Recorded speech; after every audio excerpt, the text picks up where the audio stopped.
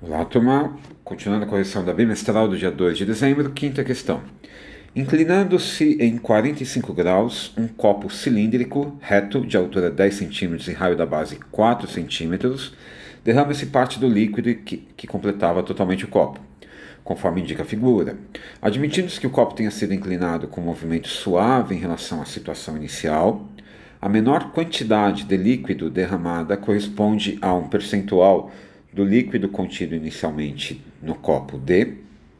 Ok, então a gente já fez exercício parecido com esse, né? A ideia aqui, o 45 graus, que o texto se refere a esse daqui, né? O ângulo de inclinação aqui, 45 graus. Onde mais vai ser 45 graus?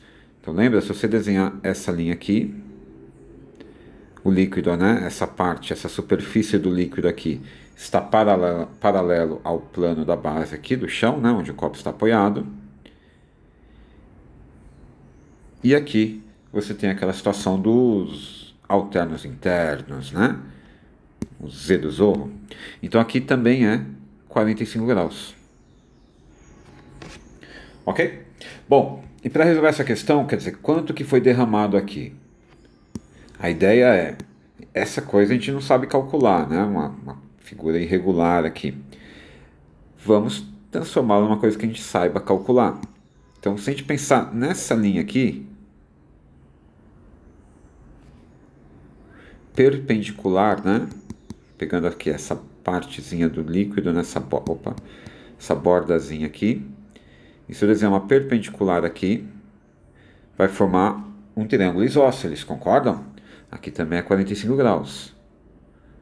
Porque aqui é 45, aqui é 90, então falta 45, né? Para completar 180. De modo que esse triângulo é isósceles. Então aqui é o diâmetro da base e aqui vai ser também o diâmetro da base, né? Que é 8. Vai medir a mesma coisa que o diâmetro da base. Muito bem. E qual vai ser a ideia fundamental, então? A ideia fundamental é essa, né? Se eu pensar num corte aqui no meu cilindro,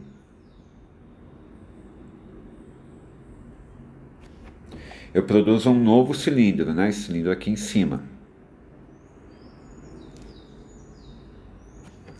Desse novo cilindro, eu tenho a área da base e tenho a altura, né? A base aqui tem 8 centímetros de diâmetro, né? Tem 4 centímetros de raio. E a altura é 8 centímetros. Esse volume eu sei calcular, esse volume verde aqui. E qual vai ser a ideia então? Bom, reparem, né? Vou tentar desenhar aqui de novo, ó. Então você tem aqui um cilindro verde.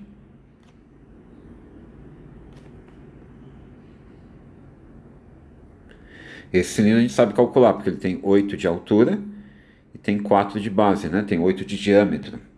E aí tem uma linha aqui formando, né, a superfície do nosso líquido. Essa curva aqui, ela tem um nome, ela se chama elipse. A gente vai estudar ela no terceiro ano. E aí o que você tem que reparar? Que essa parte aqui está preenchida pelo líquido, né? Enquanto a parte de cima está vazia. Mas se você parar para pensar, se você conseguir virar isso aqui de ponta cabeça, eu acho que eu não consigo aqui. Se eu fizer aí algo assim. Não, não consegui. Voltar. Vira seu computador de ponta cabeça aí. Você vê que essa parte que eu destaquei em vermelho é idêntica à parte de cima, né? Então tá fácil calcular o volume derramado. Qual vai ser o volume derramado? O volume derramado vai ser o volume desse cilindro todo, que é a área da base, π4 quadrado, né? Área da base, vezes a altura, só que só a metade, né? É o volume desse cilindro todo dividido por 2. É a metade desse cilindro todo. Bom, 8 por 2 você pode simplificar aqui, né? Então vai ficar π4 quadrado vezes 4. Essa conta é fácil de fazer, né? 4 quadrado vezes 4 é 4 ao cubo, mas não precisa nem fazer, né? Nem precisa fazer. Por quê? Porque é mais fácil pensar assim agora. Então eu já tenho o volume derramado, esse daqui, 64 π, né? A conta. E qual é o volume do copo total? Qual é o volume do copo? O volume do copo é a área da base do copo, que é π4 quadrado também, né? É a mesma base desse daqui, né? Π4 quadrado vezes a altura. A altura do copo é 10. Então aqui vai ser, deixa assim mesmo, ó, π4 quadrado vezes 10. Então esse é o volume total, né? 160 π. Então qual vai ser o percentual do volume derramado? É só calcular qual fração corresponde a isso, né? O volume derramado em relação ao volume total, o volume do copo, ele corresponde a π4 quadrado vezes 4, dividido por π4 quadrado vezes 10. E por isso que eu falei que não precisava ter feito a conta, né? π4 quadrado e tal, por quê? Porque vai cortar. E o que sobrou então? Sobrou 4 sobre 10, que é 40%, ou seja, 40%. Ok? Vamos para a questão 6. Um setor circular tem raio 5, ângulo central de 72 graus e a superfície lateral de um cone reto. A área total desse cone é... Bom, então temos aqui um setor circular de raio 5. Então desenhei um círculo e vou pegar agora um setor circular. Então, isso aqui está de 72 graus. Então, o ângulo mais ou menos assim, né? Opa, deixa eu pegar. Quase 90, né? 72 graus. Então, imagina que eu peguei aqui 72 graus, então é esse setor circular, né? Um setor circular de 72 graus. E raio 5. Bom, aí o que a gente vai fazer? A gente vai pegar esse setor, deixa eu parar aqui, e vai formar um cone com ele, né? Cortando isso aqui e grudando essas partezinhas. Então, repara, né? Chamando aqui de A, B e O. Você vai pegar esse lado AO e grudar com o lado BO. Então, você vai formar um pequeno conezinho, né?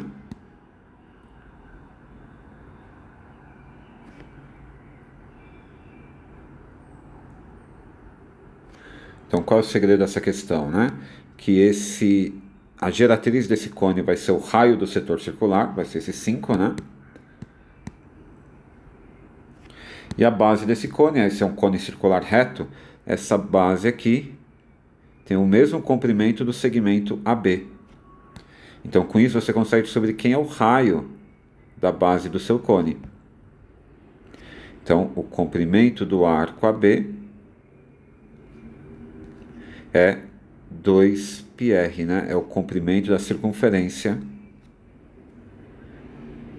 da base do cone.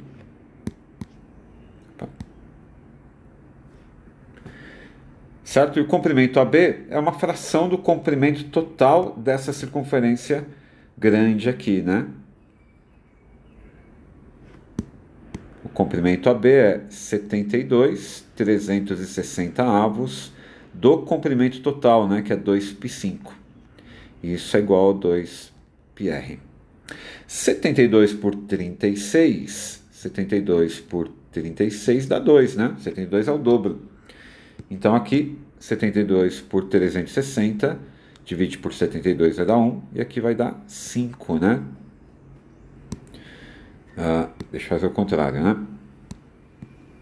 72 só pelo 36 dá 2, 360 por 36 dá 10, né? Então vai dar 2 décimos, que é 1/5. O 2π poderia cortar aqui com 2π nessa igualdade, né?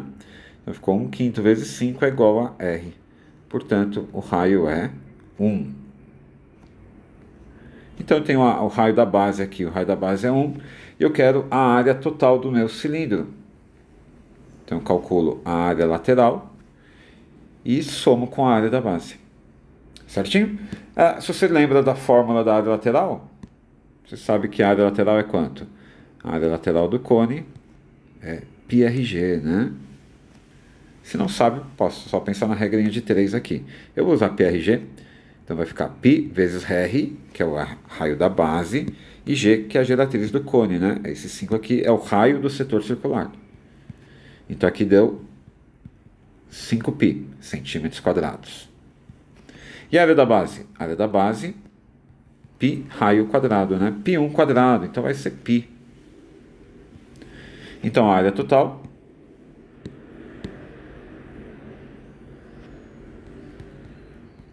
5π centímetros quadrados mais π, né? 5π mais π. 6π centímetros quadrados. Alternativa E. Ok? No próximo vídeo continuamos. Até lá.